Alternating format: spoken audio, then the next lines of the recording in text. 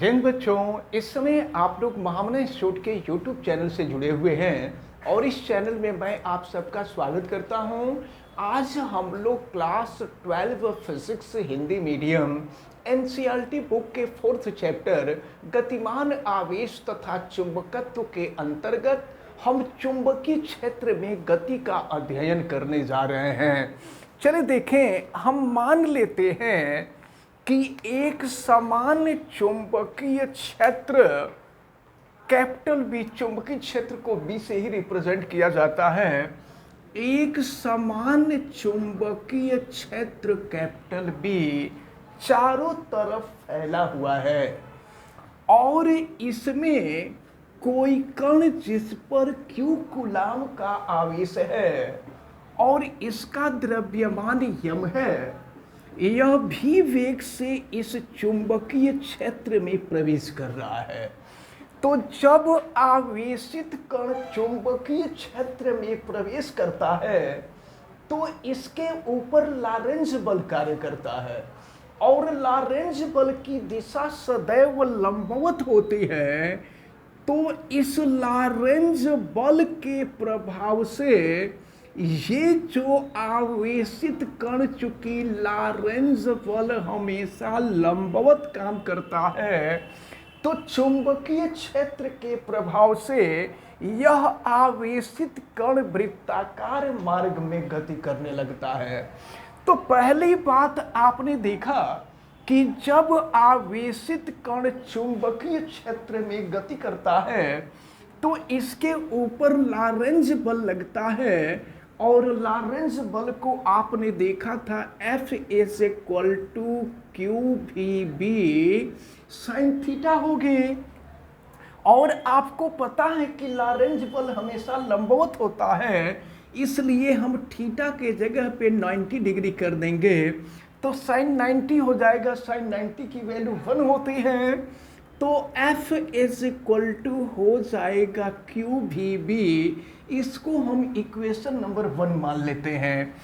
जब यह आवेशित कण वृत्ताकार मार्ग में गति करने लगेगा तो आपको पता है कि जब कोई भी कण वृत्ताकार मार्ग में गति करता है तो उसके केंद्र के तरफ अभिकेंद्र बल कार्य करता है। केंद्र के तरफ अभिकेंद्र बल कार्य करने लगेगा और आपको पता है कि अभिकेंद्र बल F is equal to M V square upon R होता है। ये हो गया इक्वेशन नंबर 2। अब इक्वेशन 1 और 2 दोनों का अगर हम कंपेयर करें तो दोनों का जो लेफ्ट साइड है वो सेम है और अगर लेफ्ट साइड सेम है तो राइट साइड भी सेम हो जाएगा। तो इस प्रकार यहाँ हो जाएगा Q V B is equal to M V square upon R हो जाएगा। अब हम भी से इस स्क्वायर को कैंसिल कर देंगे तो Q B is equal to M V upon R हो जाएगा और यहाँ से आर की वैल्यू निकालेंगे तो ये हो जाएगा एम भी अपान क्यू बी। तो इस फार्मूले की सहायता से ये जो वृत्ताकार मार्ग था, इस वृत्ताकार मार्ग के त्रिज्या की गणना हम कर सकते हैं। ये यम आवेशित कण का द्रव्यमान है, भी किस वेग से प्रवेश किया अगर ये मालूम है, क्यू उसका आवेश और बी चुंबकीय क्षेत्र का मान है, तो इसकी सहायता से हम वृत्ताकार मार्ग की त्रिज्या ज्ञात कर लेंगे। अगर हम यह ज्ञात करना चाहें कि एक पूरा चक्कर लगाने में आवेशित कण को कितना समय लगेगा, तो आपको पता है कि एक पूरा चक्कर लगाने में लगे हुए समय को आवर्तकाल कहते हैं और आवर्तकाल को हम कैपिटल टी से प्रदर्शित करते हैं। तो समय बराबर होता है दूरी बटा चाल। तो दूरी एक पूरा चक्कर लगाने में तय की जाने वाली जो दूरी होगी वो वृत्त के परिधि के बराबर होगी और वृत्त की परिधि हो जाएगी 2 पाई आर अपान हो जाएगा भी।